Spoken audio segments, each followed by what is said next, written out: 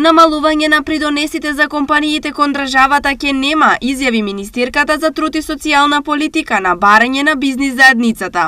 Ова барање во последните денови беше актуализирано повеќе пати, а бизнисмените како аргумент наведуваа дека бизнисот во Македонија плаќа најскапи давачки во регионот. Немаме најголеми придонеси во регионот. Србија и останатите држави имаат поголеми придонеси од кај нас. Така да мислам дека во оваа насока не се размислува да се намалат придонесите на сите кон социјалното осигурување. Во делот за нови антикризни мерки, а особено за пензионерите чии барања се најгласни, Тренчевска подсетува. За пензионерите од 27 започнува исплатата на мартовската пензија, што значи дека ќе бидат зголемени пензиите за 8,4% на сите пензионери.